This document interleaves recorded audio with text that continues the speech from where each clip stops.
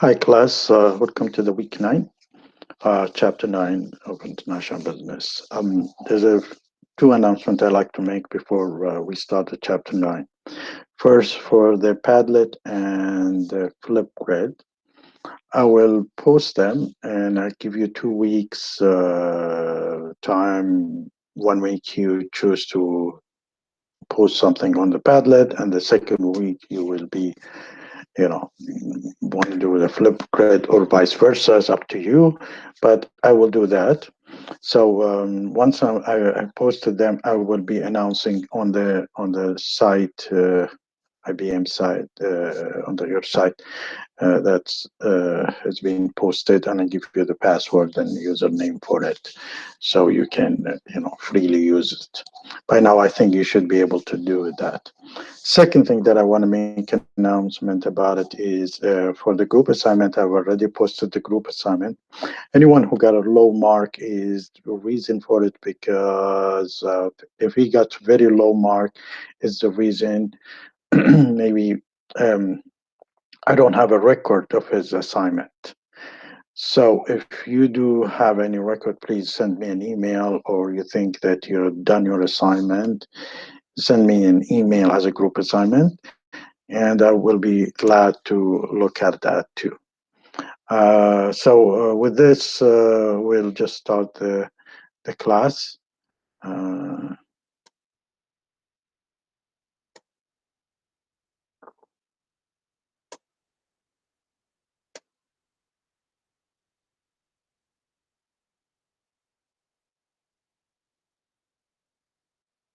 okay.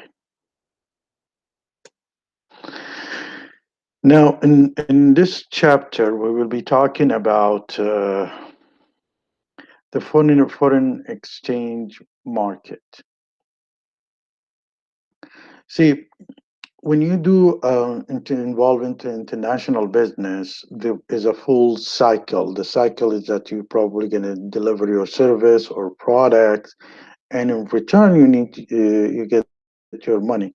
But the whole thing here, when you do that, you still, you know, uh, look after how you're going to get your money out or how you're going to utilize your money. A best case scenario that I can explain to you is what's happened after the Soviet Union fall apart. For example, McDonald's was so excited to go and open their businesses there, but when they found out that they cannot take their money out, they tried to find something that they can take out, and then they start taking the potatoes to North America to make fries from it, to not to be a low qualities and not to the up to the standard of whatever McDonald's. I think they have some kind of standard.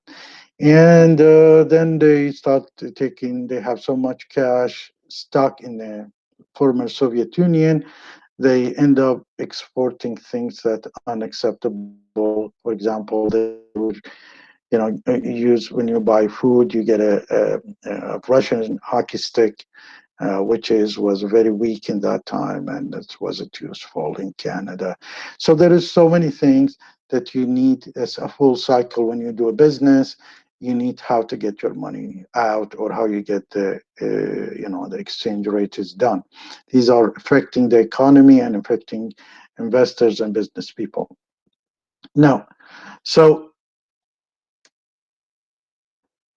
as an introduction, what happens in the foreigner exchange market can have a fundamental impact on sales, profit, and strategy of enterprise. Let's say if their value of their money keeps going down or keep going up, this has a fundamental on sales. Whether you're exporting there or you're importing from there, it affects the profit level that you're looking for and strategy of an enterprise. Let me give you a very good example. We used to deal with IBM, and we used to, sell and implement their hardware. When we're talking about mainframes and DB2s, something high end. But I was looking at their prices and setting up their prices. So they send us the price and they set us there's a multiplier there. And the multiplier is they are willing to sell this product at $100, for example, $100,000. But according to the country, they put a multiplier. So the multiplier starts from 2.5 up to zero point 0.5. So I take the $100,000, for example, if I have to sell it to in Kuwait, so I'm selling it at $250,000 and I have to wire $250,000 to IBM. But if I'm selling it in, for example, in Egypt, I have to multiply that $100,000 multiplied by zero point 0.5, which is 50,000, same product. And this is how much I supposed to wire their money. So the pricing and the profit also has set up according to the economy and the sales and profit and strategy of an enterprise. So accordingly, it's very important for the managers to understand how changes in the currency exchange rate might affect their enterprise. Now, what's a foreign exchange? It's a market for converting the currency of one country into that of another country. So this is a foreign exchange. So when you go to a store and they do this, you give them rupees or you give them one and you get a dollar. This is doing a foreign exchange. Now the exchange rate is set up by different forces, which is that's what the store who is changing the exchange is changing the money for you is following. So the exchange rate is the rate at which one currency is converted into other currency. So one Canadian dollar equal with a zero point 0.7 American dollar, for example. The foreign exchange risk is the adverse consequences of unpredictable change in the exchange rate. I'll give you a very good example. I have a few investors, a few businessmen that were in Iran planning to come to Canada, and they wanted to come as investors. Now suddenly their currency went down. They reached to a point that they cannot even invest in Canada, so they were not able to come. So if they did that before this currency goes down, they were able to come and invest and come to Canada. But now, because of their money, the real is going down drastically. They are not considered to be rich to come there here. Another example that I like to give you is the fact that one day I purchased a summer house in Iran. And we used to, I was planning every summer, which is, I used to send my family there to spend the summer there and around their family. 10 years down the road, the price of the house in the Iranian currency quadrupled. But when I sold the house and got the money and took it out of the country, it did not raise extra cash of whatever I paid for it. Is the fact that sometimes locally you might be having something that increased the price, but internationally it's not affecting the level of the prices. So it is the adverse consequences of unpredictable change in the exchange rate.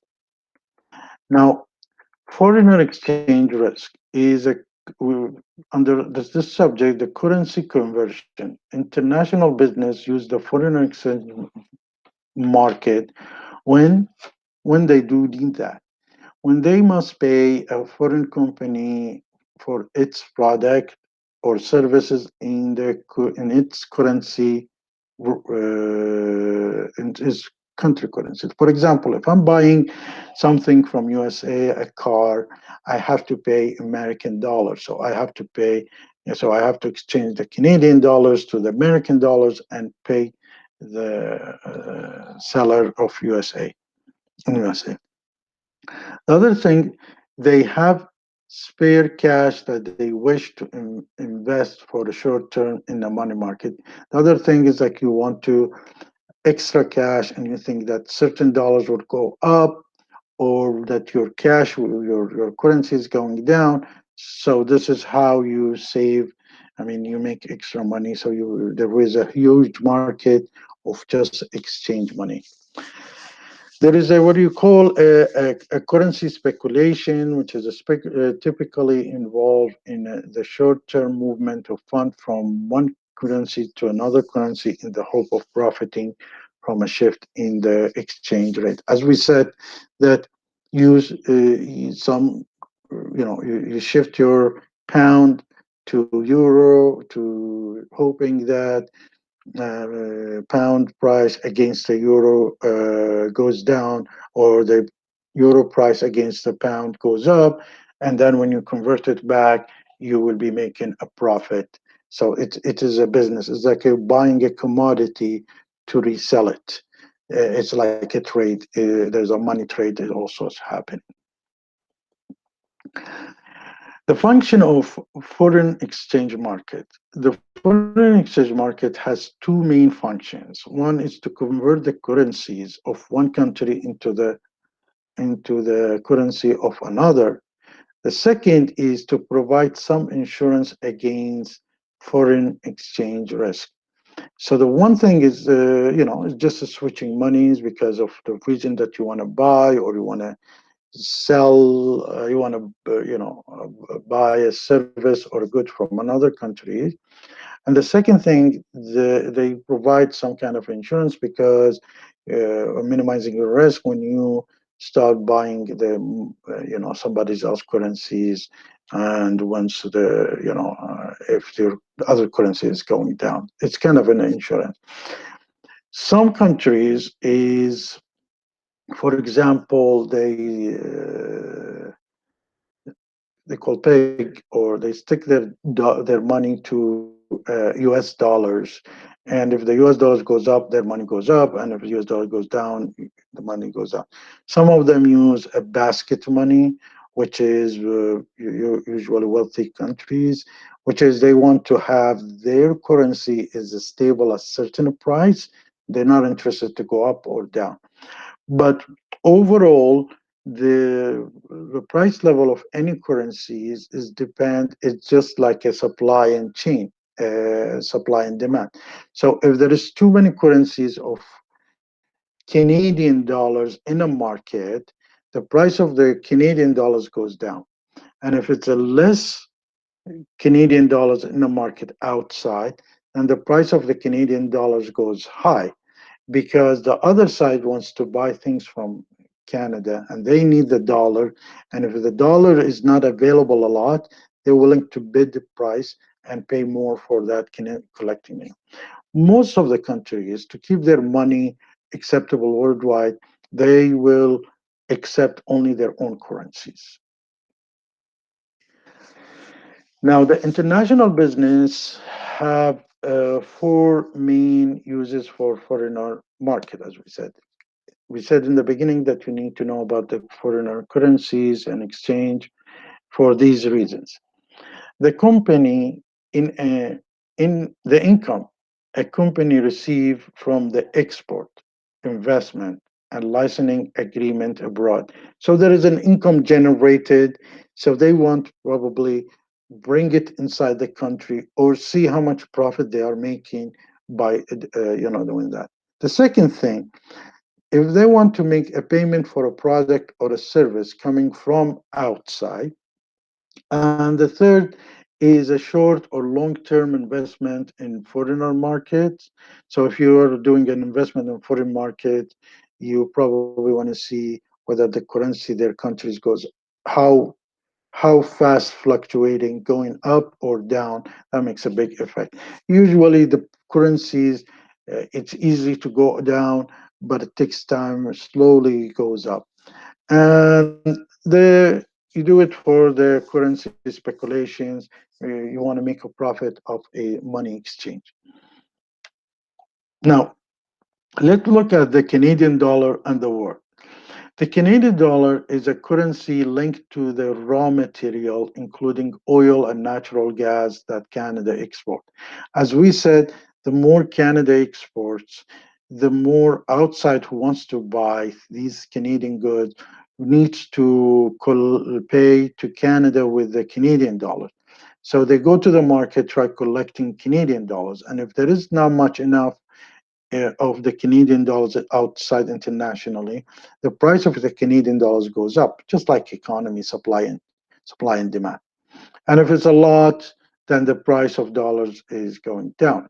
And the reason Canadian dollars goes up and down is the fact supply of it goes up and down is if the Canadians are buying more goods and they're you know exchanging their Canadian dollars with the other currencies.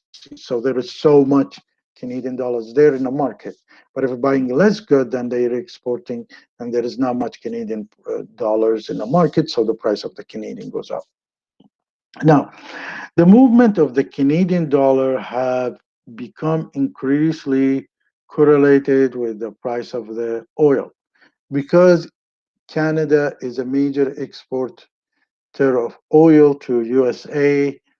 Is there that's the reason is the price of the oil when it goes up, or price of the dollar goes up and vice versa. But that affect the small Canadian businesses that can be highly susceptible to exchange rate of when they export to the United States, and fear that the rise of in Canadian dollar will increase the cost of U.S. consumer goods, consumer and demand export related. See, when the Canadian dollars goes up, basically the Americans wants to buy the same product, they have to pay more. When they have to pay more, then the American will buy less. So that's affect the small businesses of Canada. On the other side, when the Canadian dollars also is up, the international product, including the American product, will be more uh, competitive as a price wise in Canada. So the Canadian will come and buy the American goods because suddenly the American goods becomes cheaper. So the whole goal of that is Canadian is always trying to keep their dollars cheaper than the American dollars, so they have an upper hand to export and be competitive in USA, for example. And this is the situation going on between China and USA. USA accusing that China keeping yuan lower than the standard rate just to have an export advantage over USA and just to sell their product. I was always been accusing Chinese government on that, which is that's they always utilize this subject, USA.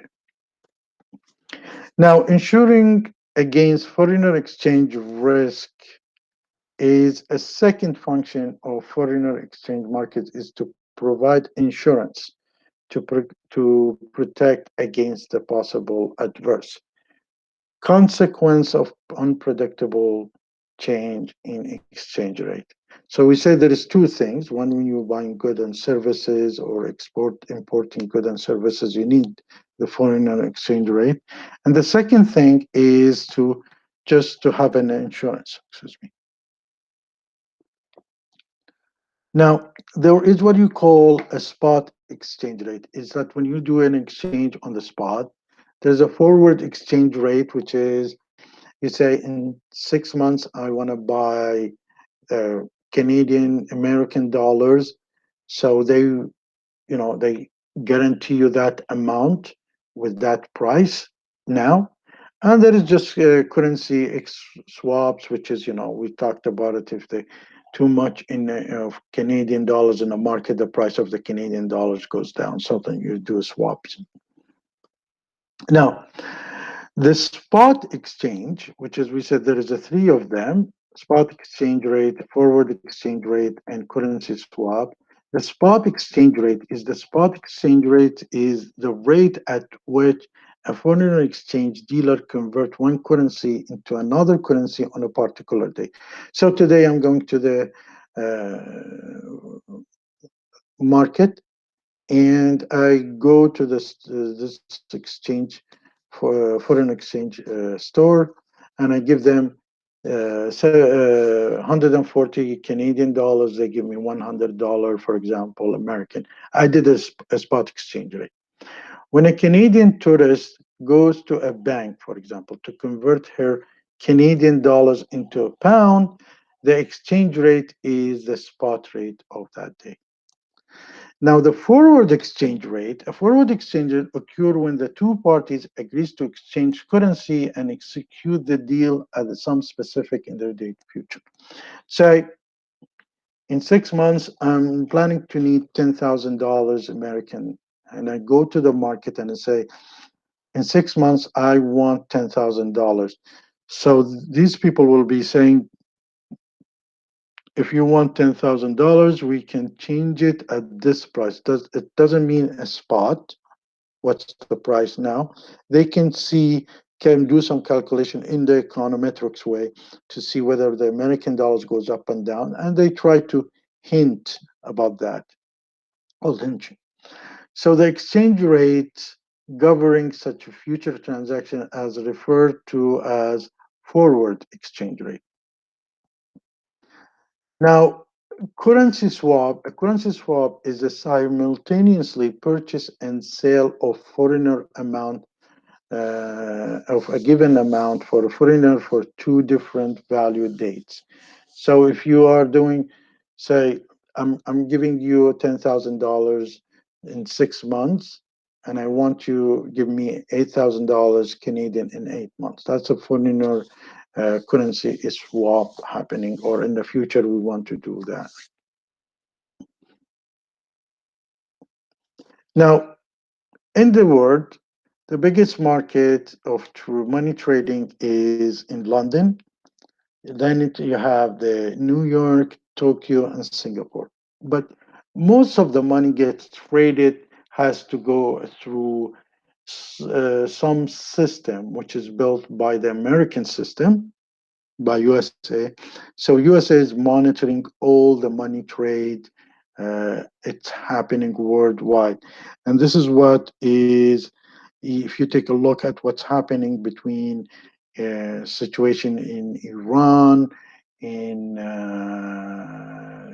Venezuela, um, USA is blocking these kind of a trade of money, and that's what is got all this deal of nuclear deal that's happening is stopped, put into gear, and causing a problem because um, goods that is being traded between Iran and European money is not being traded because the system is run by the USA.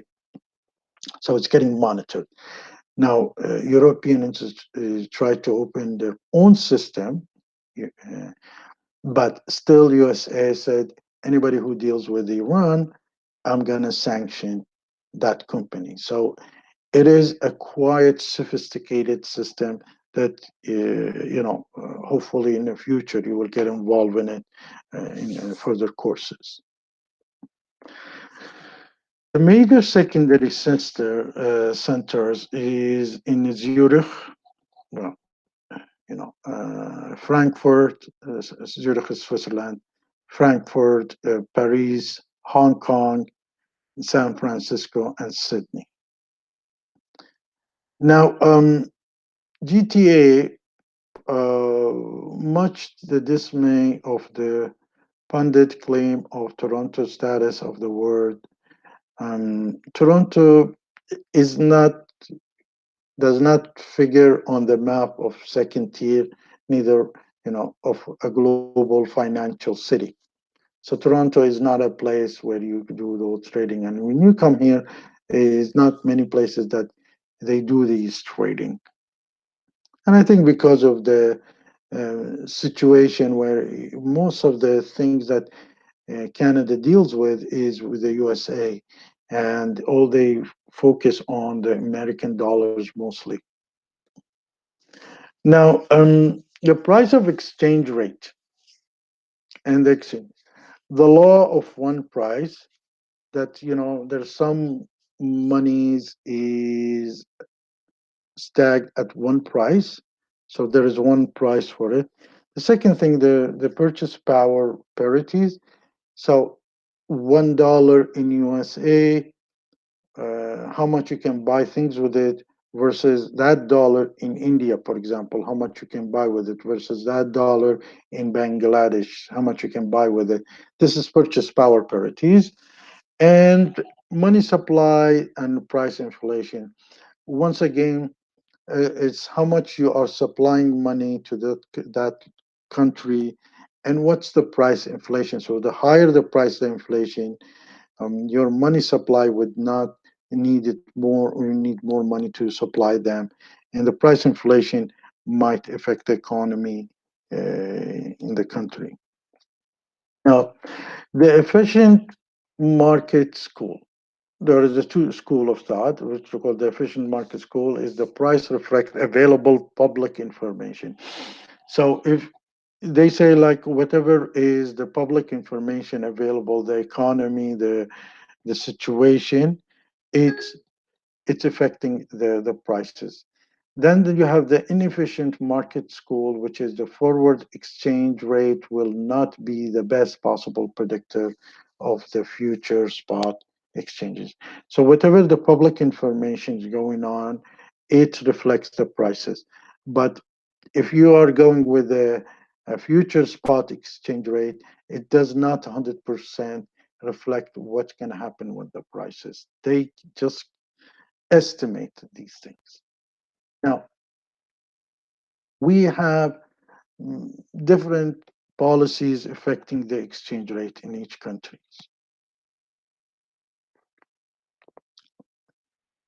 Currency convertible. There is a free convertible currencies. You can see them in many countries where, especially for example, if you go to UAE, a country currency is a freely convertible when the government of the country allow both the residents and non-residents to purchase unlimited amount of foreign currency with the domestic currency. So you can go to UAE, Dubai, and buy $100,000, $200,000, 300, doesn't matter, or you can sell it and get UAE.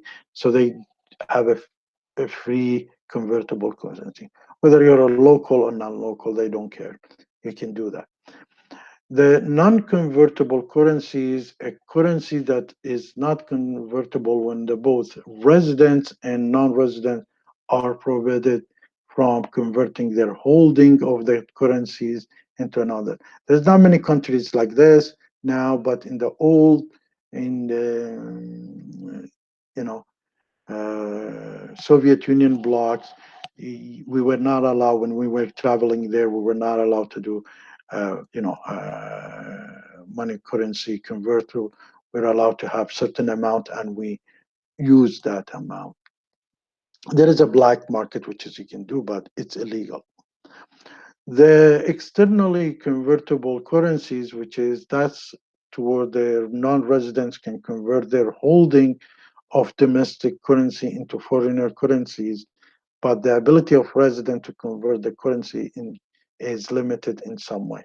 So that's applicable, for example, in Iran, in Venezuela, in up to certain level in other countries that you can probably, I assume in Bangladesh is the same thing, Nepal.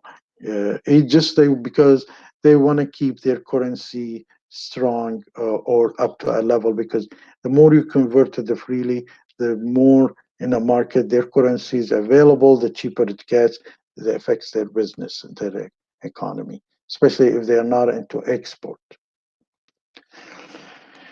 So there is a what you call a counter trade. A counter trade refers to a range of barter-like agreement through which goods and services can be traded for other goods and services. So what we see right now, for example, that's what in Venezuela and Iran is doing. Iran, for example, has some trade with India. They take Iranian oil or gas in some cases, and in return, they probably supply them with the rice or clothing or something like this. So that's what you call a counter trade. Venezuela, for example, traded an iron ore for caterpillar construction equipment. Then the caterpillar took this iron ore and turned sold to Romania for farm products, which is then sold on international market for dollars. So you can take a product and sell it, and then when you sell it, you can take your money from it. So you give a product or service, you take a product or services, and then you try to sell it somewhere else. And that's a huge business in the world market, by the way. This is end of the chapter. I look forward to see you next week. Look forward, please, for Padlet and Flipgrid. I will send you an announcement when they are ready. And take your time. As we said, I look for your answers and your opinion in this matter. Thank you very much, and have a good one. Bye bye.